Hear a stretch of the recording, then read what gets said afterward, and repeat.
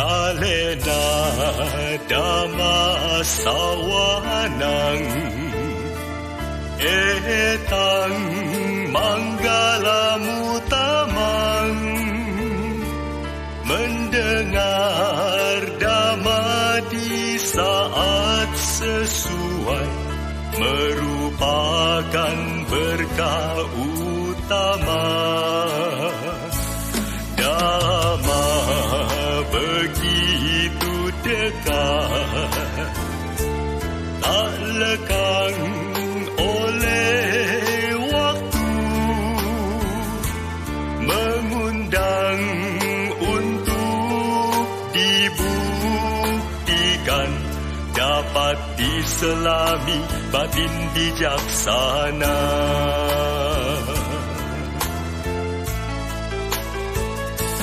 Dhamma indah pada awalnya, Dhamma indah pertengahannya,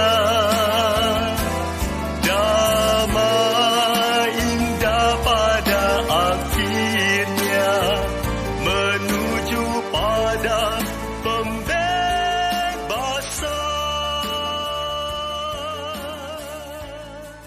Namo tassa bhagavato arahato sama sambuddhassa.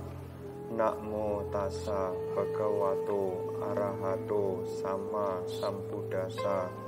Namo tassa bhagavato arahato sama sambuddhassa. Namo Buddhaya.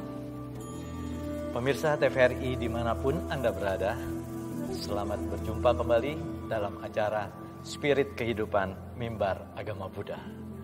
Berbahagia sekali hari ini kami dapat menjumpai Anda dalam suasana yang sangat membahagiakan. Dari kami tempat berada di Wihara Ratanagraha, Perumahan Greenfield, Blok AL 234, Jakarta Barat, kita akan membahas tema yang sangat menarik, yaitu tentang khotbah pertama Buddha. Kita ketahui, Sang Buddha membabarkan khotbah demikian banyak, demikian panjang, tapi kita akan membahas kali ini tentang khotbah pertama. Baik, kita akan membahas tema tersebut dengan kedua orang narasumber yang telah hadir, yaitu Yang Mulia Bante Attadhiro, Namo Buddhaya Bante, dan juga Romo Subedo, Namo Buddhaya Romo. Terima kasih Bante dan juga Romo telah hadir di sini. Kita akan membahas tema khotbah pertama Buddha. Mungkin pertama kepada Bante. Ini khotbah pertama Buddha ini kapan Bante? Waktunya dulu Bante mungkin. Khotbah pertama Sang Buddha ini dimulai ketika Sang Buddha melewati masa 8 minggu di Bodhgaya. Di saat itu datang sesosok dewa yang dikenal dengan Brahma Sahampati. Datang dan meminta agar Sang Buddha ini memberikan dhamma, karena ada sedikit makhluk yang memiliki debu di mata mereka. Jika mereka mendengarkan dhamma, mereka akan terbuka mata batinnya, sehingga akhir dari penderitaan ini bisa dicapai.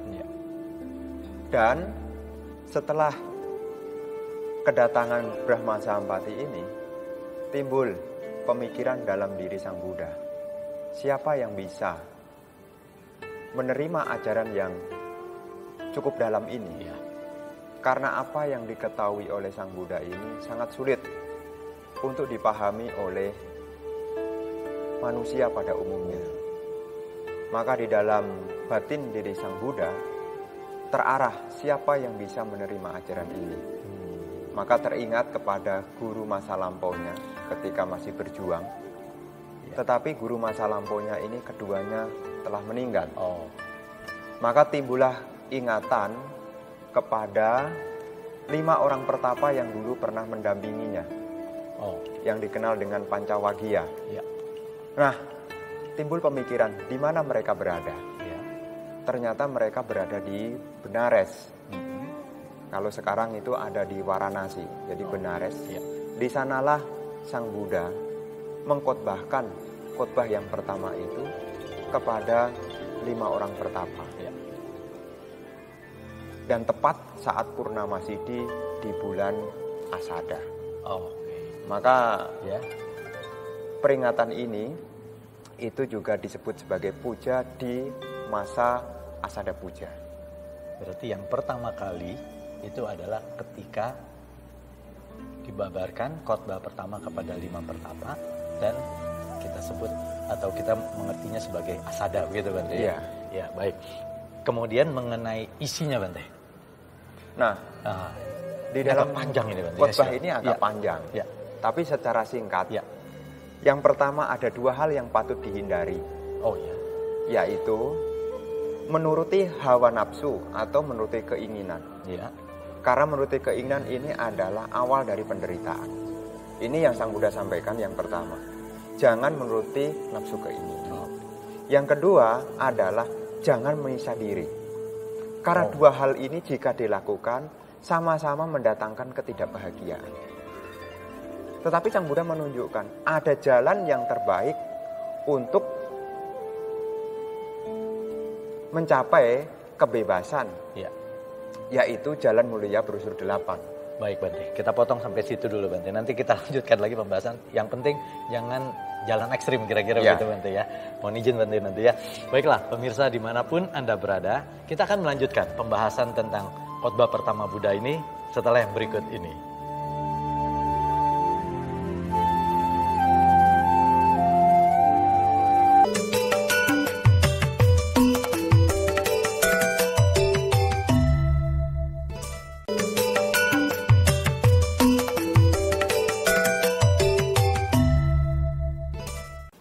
Pemirsa dimanapun Anda berada, terima kasih Anda masih bersama kami pembahasan tentang khotbah pertama Buddha. Baik Bante, tadi Bante menceritakan tentang 2 jalan ekstrim yang hendaknya dihindari gitu. Boleh dilanjutkan Bante?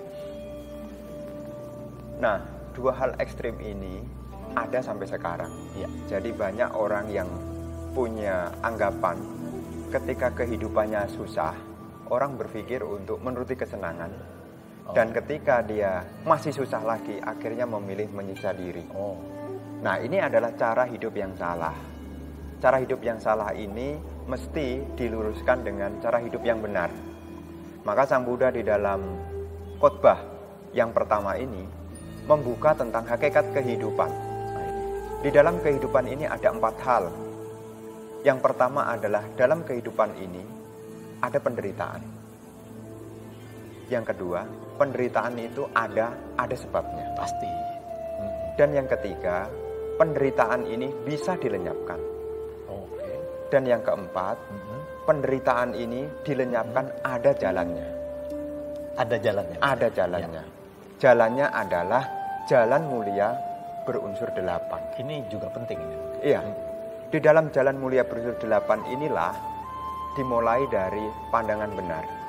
Ya. Nah, jalan mulia berunsur 8 ini isinya yang pertama adalah pandangan benar, Ya. pikiran benar, ucapan benar, perbuatan benar, penghidupan benar, usaha benar, perhatian benar, dan konsentrasi benar.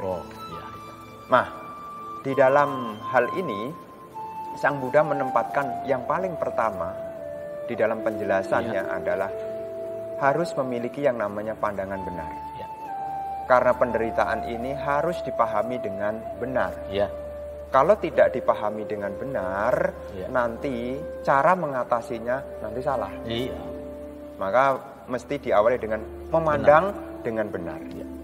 Dan memandang dengan benar ini sebagai langkah untuk memunculkan pikiran yang benar.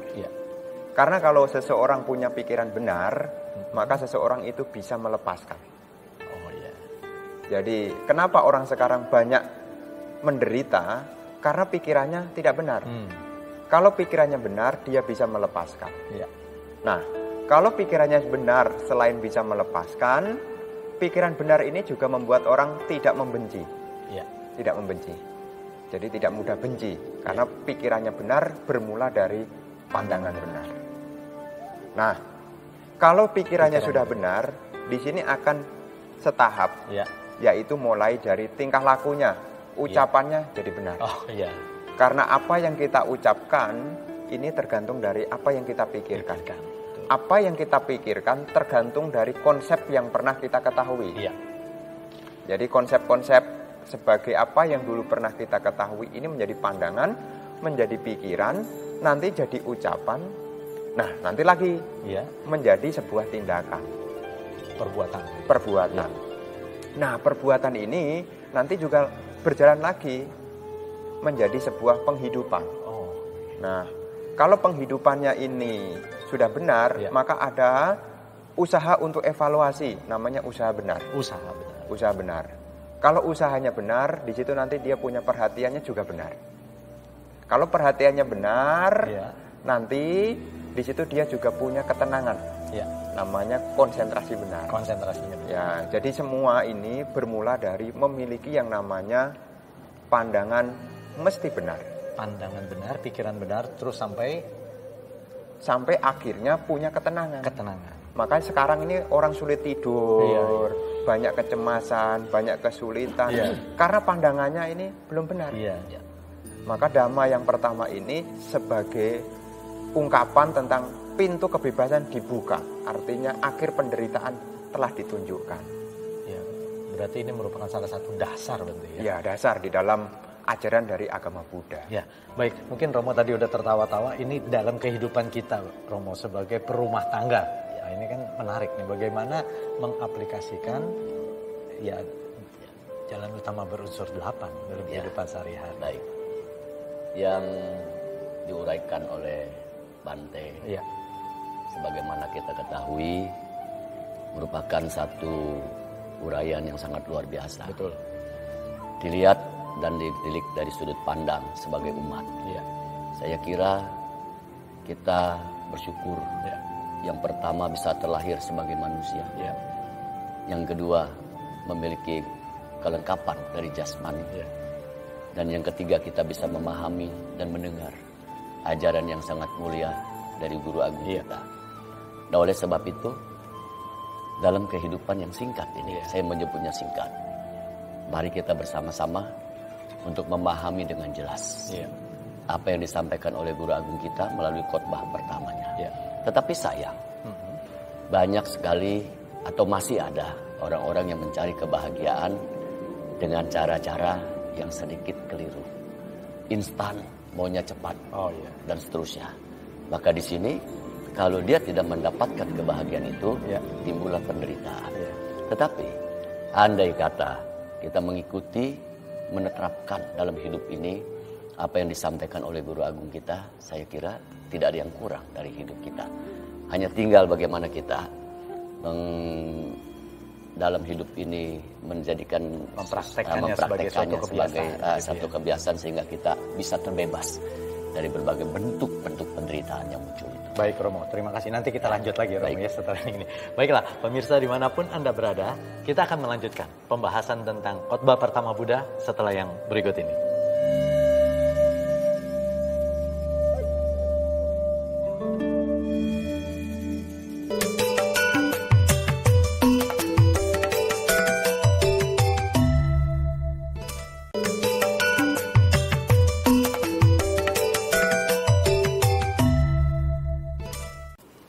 Pemirsa dimanapun Anda berada, terima kasih Anda masih bersama kami dalam Mimbar Agama Buddha. Baik, Romo Sumedo, kita lanjutkan pembahasan mengenai aplikasi dari jalan utama berunsur 8 terhadap rumah tangga. Tadi kan Bante sudah jelaskan.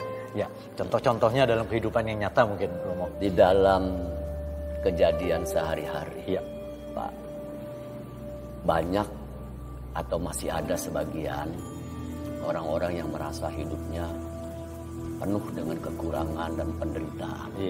Berbagai macam penderitaan datang silih berganti. Yang membuat dia merasa hidup ini betul-betul nggak beruntung. Nah, yang saya hadapi dari beberapa umat, Pak, ini betul-betul membuat kita menjadi prihatin. Karena dia merasa dirinya sudah menjadi sebagai umat Buddha.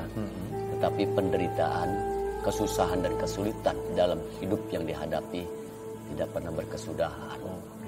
Nah di sini saya coba memberikan satu arahan kepada umat tersebut.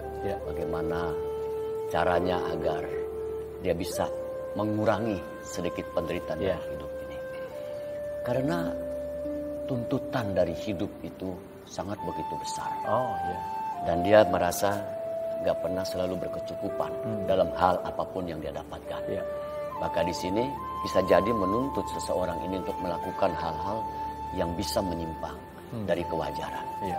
Maka kalau menurut saya, yang pertama kali saya merasa sangat beruntung sekali menjadi siswa Sang Buddha atau menjadi umat Buddha yang mengerti dan mendengarkan khotbah pertama ini. Maka saya berupaya untuk mengurangi keinginan-keinginan yang begitu besar selalu menuntut kita tidak pernah habis-habisnya. Baik. Romo, saya kembali lagi nih ke Bante. Baik. Karena ada kata penderitaan. Tadi Bante jelaskan penderitaan di dalam 4 itu Bante ya. Ya mungkin lebih detail ya Romo kita dengarkan penjelasan Bante penderitaan. Nah, di dalam 4 kebenaran mulia atau khotbah pertama Sang Buddha ini disampaikan hanya kepada seseorang yang batinnya telah matang. Jadi kalau batinnya tidak matang, nanti memahami penjelasan ini terkesan agama Buddha ini pesimis. Karena menyampaikan bahwasanya hidup ini penderitaan. Tapi ketika batinnya ini telah matang, dia akan tahu. Jadi apapun, dimanapun, kalau tidak memiliki pandangan yang benar, di situ menjadi awal dari penderitaan. Jadi di mana ada kelahiran, maka di situ akan diikuti dengan penderitaan. Sebabnya apa itu? Nah, di dalam khotbah pertama itu, Sang Buddha menyampaikan, sebab penderitaan ini adalah nafsu keinginan. Nafsu keinginan, seperti Romo yang tadi sampaikan. Kenapa orang sekarang susah? Karena keinginannya jauh lebih besar. Keinginannya jauh lebih besar. Kenapa seseorang ini bisa punya keinginan? Seringkali orang mengatakan keinginan itu bawaan lahir. Tapi sebetulnya keinginan ini ada prosesnya. Keinginan muncul itu diawali dari perasaan. Jadi perasaan. Dari perasaan timbul keinginan. Kenapa ada perasaan? Karena ada kontak. Nah, di dalam kehidupan sehari-hari, kalau mata melihat bentuk, telinga mendengar suara, hidung mencium aroma, jangan cepat-cepat terbawa perasaan. Jadi kalau kita terbawa perasaan, jadinya keinginan meliputi baik atau buruk. Kalau melihat barang bagus, timbul perasaan senang, timbul keinginan untuk memiliki. Kalau tercapai tidak masalah. Kalau tidak tercapai menjadi awal dari penderitaan. Dan seringkali orang sekarang juga jarang merenung. Kebanyakan mengikuti keinginan. Maka yang bikin susah ini karena sulitnya merenung. Yang terpikirkan adalah bagaimana menuruti keinginan. Padahal dalam kehidupan sehari-hari, kalau direnungkan itu sama. Baju yang kita pakai ini, warnanya beda, tapi fungsinya sama. Betul. Kita punya sepeda motor, punya mobil, jalan kaki. Sebetulnya fungsinya sama. Untuk mencapai tujuan. Nah, orang-orang yang tidak punya renungan ini dibuat susah oleh keinginan. Jadi zaman sekarang itu yang bikin susah hidup ini, itu bukannya sulitnya hidup, tapi sulitnya membendung yang namanya keinginan. Romo setuju ya. Jadi gini, menjadi menarik Pak dan Bante. Bante sampaikan kematangan batin. Saya kira kita patut bersyukur yang saya sampaikan tadi, bahwa kita dapat mengenal ajaran Guru Agung yang sangat mulia Pak. Dan kalau kita ingin matang batin kita yang seperti disampaikan oleh Yang Mulia Bante, saya kira ikutilah jalan mulia berunsur 8 ini. Justru Pak, di saat kita merasa selalu kurang, disitulah kita dituntut untuk memenuhi kekurangan-kekurangan itu dengan berbagai macam cara. Maka timbullah penderitaan karena keinginan yang tidak tercapai. Sebetulnya kalau kita merenungkan, kebutuhan kita manusia ini tidak terlalu besar, Pak. Yang menjadi besar itu adalah keinginan. Keinginan itu yang membuat kita cenderung menderita lebih besar lagi. Oh, iya. Karena kita mengikuti keinginan yang gak pernah ada ujung sampai dengan selesainya. Nah, oleh karena itu kepada kita semua, marilah kita bersama-sama mematangkan batin kita melalui jalan mulia berunsur 8 yang harus kita pahami secara benar. Intinya mengurangi penderitaan. Ya, saya kira seperti itu. Baik, Romo Bante, nanti kita lanjutkan. Baiklah, pemirsa TVRI dimanapun Anda berada. Sekiranya Anda mempunyai masukan, pertanyaan, dan juga usulan terhadap program ini, Anda dapat menghubungi melalui email di mab.tvri@gmail.com. Dan kita akan masuki kesimpulan dari pembahasan hari ini tentang khotbah pertama Buddha setelah yang berikut ini.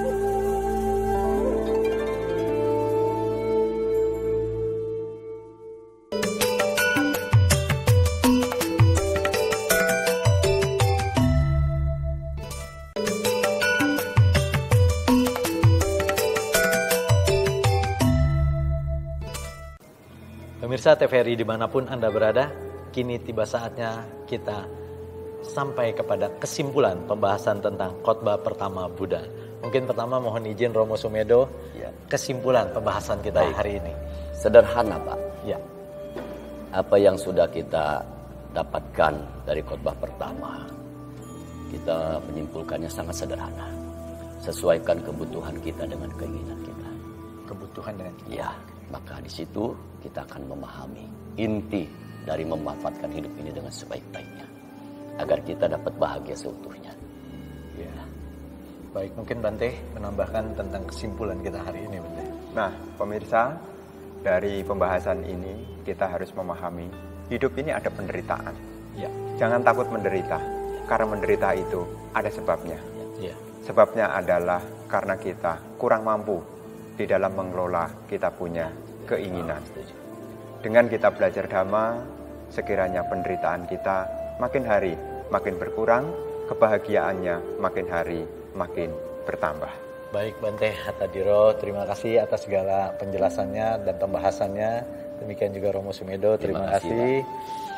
Baiklah pemirsa TVRI dimanapun Anda berada, dengan demikian sampai di sini pembahasan tentang khotbah pertama Buddha. Sekali lagi dari tempat kami berada di Wihara Ratanagraha, Perumahan Greenfield Blok AL 2, 3, dan 4 Jakarta Barat, mengucapkan terima kasih atas segala perhatian Ibu Bapak, saudara-saudara sekalian dalam spirit kehidupan mimbar agama Buddha hari ini. Akhirnya teriring salam Sabe Sata Bawantu Sukitata, semoga semua makhluk berbahagia. TVRI kami kembali.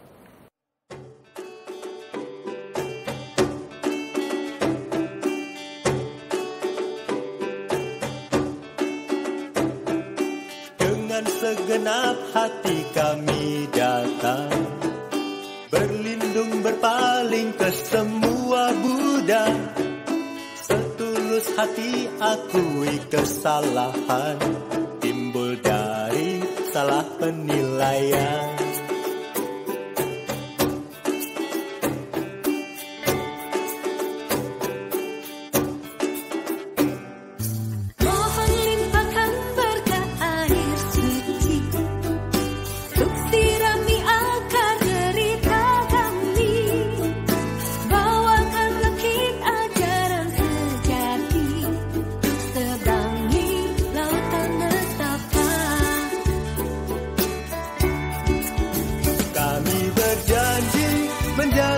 Kebenaran, mempelajari kebahagiaan sejati, serta berlatih tersenyum dengan kesadaran. Dengan tekun kami hidup dalam sadar.